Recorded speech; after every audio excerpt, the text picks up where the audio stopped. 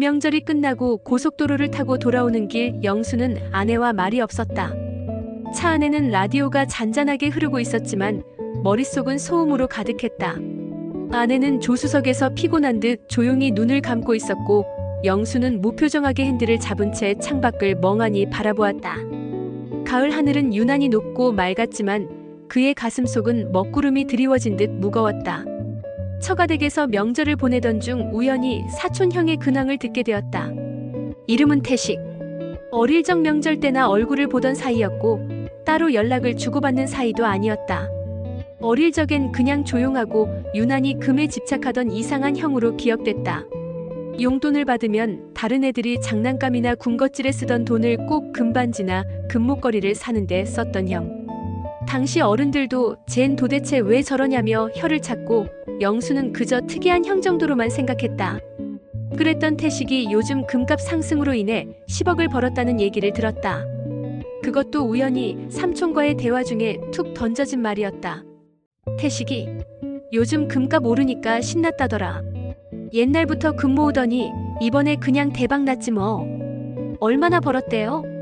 글쎄 뭐 10억 넘게는 챙겼다더만. 시골서 빌라 한 채 사고도 돈 남았다 하더라. 영수는 순간 말문이 막혔다. 장난도 아니고 10억이라니. 말 그대로 평생을 일해도 모을 수 있을까 말까 한 돈이었다. 그것도 아무도 신경 쓰지 않던 그 특이한 취미 하나로. 그날 이후 영수는 이상하게 속이 쓰렸다. 단순한 배앓이와는 달랐다. 무언가 울컥 치밀어 오르고 가슴이 답답해지고 아랫배가 뒤틀리는 듯한 통증이 계속됐다. 명절 연휴 마지막 날 밤 그는 잠을 이루지 못했다. 침대에 누운 채 천장을 바라보다가 뒤척이고 안방 화장실을 서너 번이나 들락거렸다. 속이 안 좋다고 생각해 약도 먹었지만 소용없었다. 처음엔 스트레스로 인한 단순한 증상이라고 여겼다. 하지만 회사에 출근한 이후에도 상황은 나아지지 않았다. 회의 중에도 집중이 되지 않았고 엑셀 창 앞에서 멍하니 앉아있던 시간만 몇 시간이었다. 상사는 눈치를 줬고 동료들은 어디 아프세요? 라며 걱정스러운 눈빛을 보냈다. 그는 웃으며 괜찮다고 대답했지만 실상은 하루하루 버티는 심정이었다. 배가 아파서 잠을 못 자요. 결국 그는 병원을 찾았다. 처음엔 내과였다. 위험일 수도 과민성 대장증후군일 수도 있다고 했다. 약을 처방받아 며칠간 복용했지만 별 차도가 없었다. 잠은 여전히 오지 않았고 가슴은 점점 더 조여들었다. 그러던 중 의사의 권유로 정신건강의학과에 가보게 되었다. 그곳에서 그는 처음으로 자신의 감정을 입 밖에 꺼냈다. 조심스럽고 부끄러운 듯, 그러나 더는 숨길 수 없었다. 배가 아픈 게요. 그냥 배가 아픈 게 아니라 배가 아파서 아픈 것 같아요.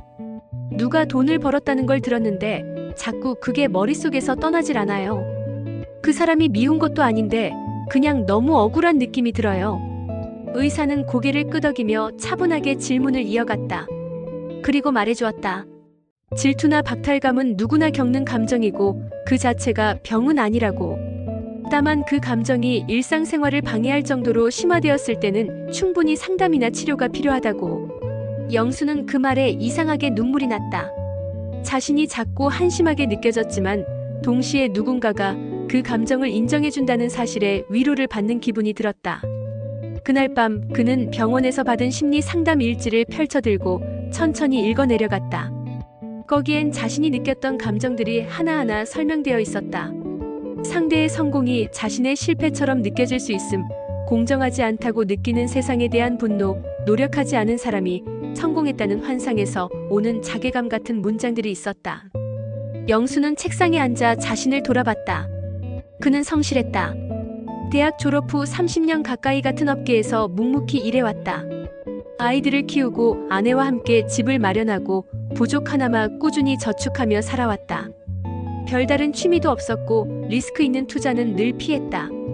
정석대로 안전하게 착실하게 살아왔다. 그런데 그렇게 살아온 자신보다 금을 사모으던 특이한 형이 10억을 벌었다.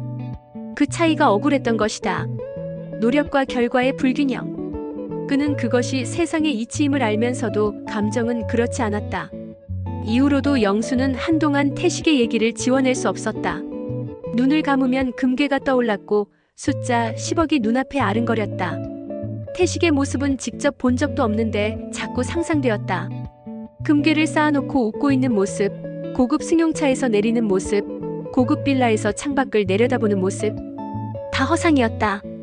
그럼에도 그는 그 이미지에 사로잡혔다. 하루는 퇴근길 지하철 안에서 문득 이런 생각이 들었다. 그 형은 어떻게 그렇게 했지? 대체 무슨 확신이 있었던 걸까? 그의 손은 무심코 스마트폰 검색창을 켰다. 금시세, 투자 방법, 실물 금구매, 골드바 익숙지 않은 단어들이 쏟아졌고 그는 눈을 떼지 못한 채 계속해서 스크롤을 내렸다. 그날 밤 그는 생전 처음으로 금투자 카페에 가입했다. 며칠이 지나고 영수의 일상은 점점 더 흐려졌다. 회사에서도 집에서도 그는 한결같이 공허했다. 아내가 요즘 왜 이렇게 말이 없어? 라고 물으면 피곤해서 그래라고 대답했다. 하지만 피곤한 건 몸이 아니라 마음이었다. 그는 퇴근 후에도 TV를 켜지 않았다. 그저 스마트폰으로 금시세 그래프를 띄워놓고 숫자들이 오르내리는 걸 멍하니 바라봤다. 그래프가 오를 때마다 이상하게도 가슴이 뛰었고 내릴 때마다 괜히 불안했다. 어느새 금값은 그의 하루를 지배하고 있었다. 그는 점점 깊은 늪으로 빠져들었다. 처음엔 단순한 관심이었다. 나도 조금 사볼까? 그렇게 시작한 게 금 10g짜리 소량 투자였다. 처음엔 신중했다. 은행에서 실물금을 사고 조심스레 집 서랍 안에 넣었다. 손에 쥐었을 때 묘한 감정이 들었다. 무겁지도 가볍지도 않은 그 질량이 마음을 묘하게 흔들었다. 이게 돈보다 안정적인 자산이라니. 그는 그 무게를 느끼며 잠시 만족했다. 하지만 만족은 오래가지 않았다. 그는 다시 스마트폰을 켰다. 금값은 며칠 만에 조금 올랐다. 몇만 원 정도의 이익이 났다. 그런데 이상하게도 기쁨보다 초조함이 먼저였다. 더 살 걸 그랬나? 지금이라도 추가로 살까? 그는 점점 판단력을 잃었다. 집에 돌아와도 아이들과 대화가 줄었다. 아내가 당신 요즘 왜 그렇게 금 얘기만 해? 라고 짜증 섞인 목소리로 말했지만 그는 그 말이 귀에 들어오지 않았다. 어느 날 저녁 그는 식탁 위에 앉아 밥을 먹다가 손에 젓가락을 놓았다. 여보, 우리도 좀 투자해보면 어때? 금이 앞으로 더 오른다던데. 아내는 냉담하게 말했다. 또 그 얘기야? 그만 좀 해. 우리 여유자금도 없잖아. 그러니까 조금이라도 해보자는 거야. 그 형은 그렇게 해서 10억 벌었대. 우리는 맨날 이렇게 사는데. 그 형 얘기 좀 그만해. 아내의 말투는 단호했다. 하지만 영수는 멈추지 못했다. 그날 밤에도 금값 차트를 보다가 새벽 3시가 넘어서야 겨우 잠이 들었다.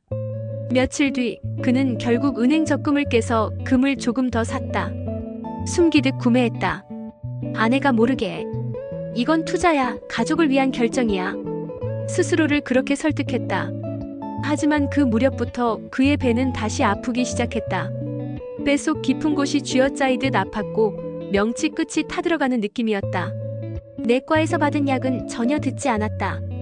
그의 통증은 금값 그래프와 함께 움직였다. 금값이 떨어지면 통증이 심해지고 오르면 잠시 잦아들었다. 마치 몸이 금에 반응하는 것 같았다. 어느 날 회사에서 미팅 중 영수는 갑자기 복통을 느껴 회의실을 뛰쳐나왔다. 화장실 안에서 그는 식은땀을 흘리며 배를 부여잡았다. 거울에 비친 얼굴은 창백했고 눈밑은 파래졌다. 그날 이후 그는 정신과 상담을 다시 예약했다. 상담사는 그에게 조용히 물었다. 요즘 금 생각을 하루에 몇 번이나 하세요? 하루요? 거의 계속인 것 같아요. 일할 때도 밥 먹을 때도 애들이랑 있을 때도.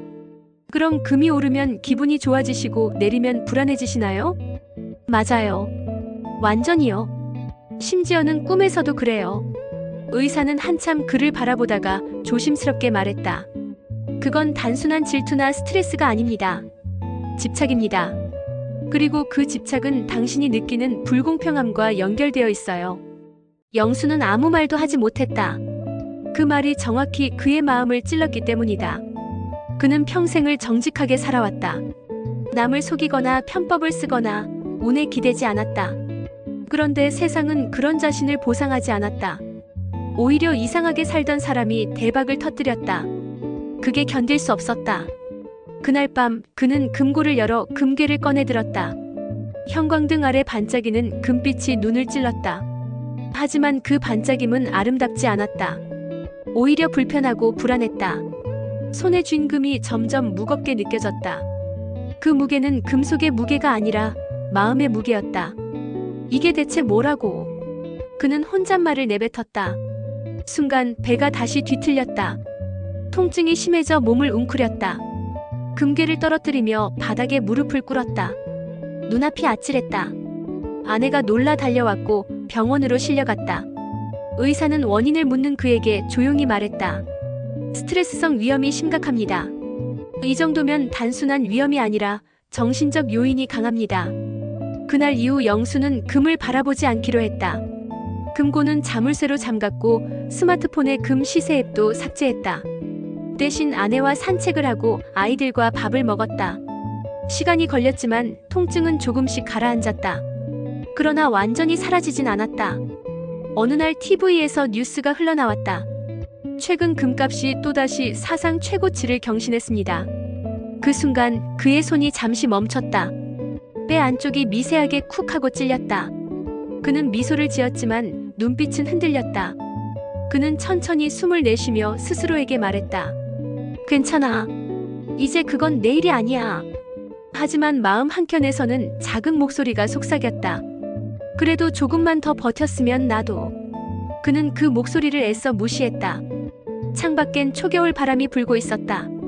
유리창에 비친 그의 얼굴은 조금 늙었지만 전보다 편안해 보였다. 그러나 그 눈 속 깊은 곳엔 아직 미련의 그림자가 남아 있었다. 그 그림자는 금빛처럼 은은히 반짝이며 영수의 마음 한구석에서 여전히 꺼지지 않고 있었다.